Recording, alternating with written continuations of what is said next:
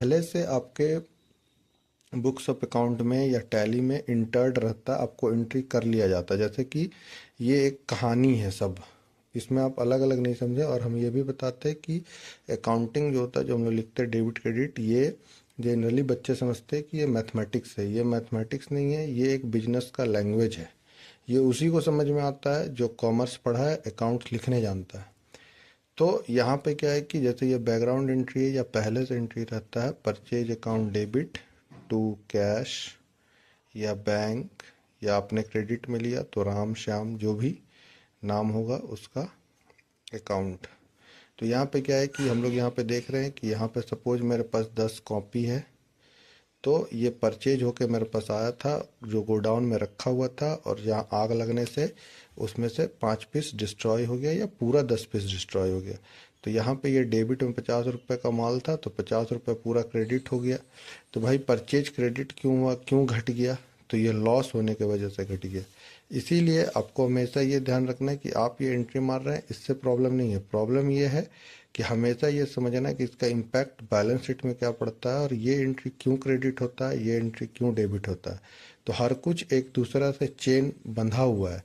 कोई चीज़ डेबिट होगा इसका मतलब पहले क्रेडिट है, कोई क्रेडिट है तो पहले डेबिट होगा।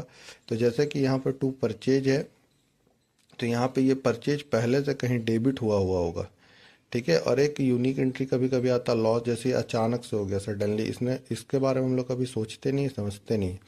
तो ये लॉस है, तो लॉस का तो बैलेंस डेबिट होता है, इसलिए आपको पता है कि डेबिट है। कन्फ्यूज़न यहाँ पे होता है कि परचेज डेबिट में रहता है तो क्रेडिट में क्यों चला जाता है। तो ये परचेज जो है ये गुड्स है, माल है, जो भी माल है।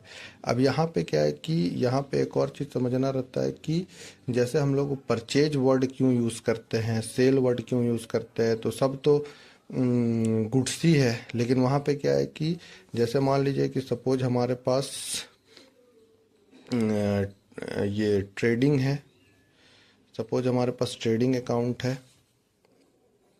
इसको मैं आपको नेक्स्ट वीडियो में समझाऊंगा कि हम लोग परचेज सेल क्यों लिखते हैं, वहाँ पे गुड्स गुड्स क्यों नहीं लिखते हैं।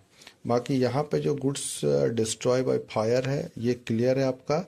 और नेक्स्ट वीडियो में मैं ये बताऊंगा कि यहाँ पे परचेज और सेल वर्ड क्यों लिखते हैं, और हम लोग ये समझेंगे कि जो लॉस बाय फायर होता है उससे इंश्योरेंस कंपनी में कैसे क्लेम किया जाता है और पैसा कैसे रिसीव किया जाता है। और हम लोग ये भी देखेंगे कि आधा पैसा मिलेगा तो कैसे एंट्री होता है। Thank you.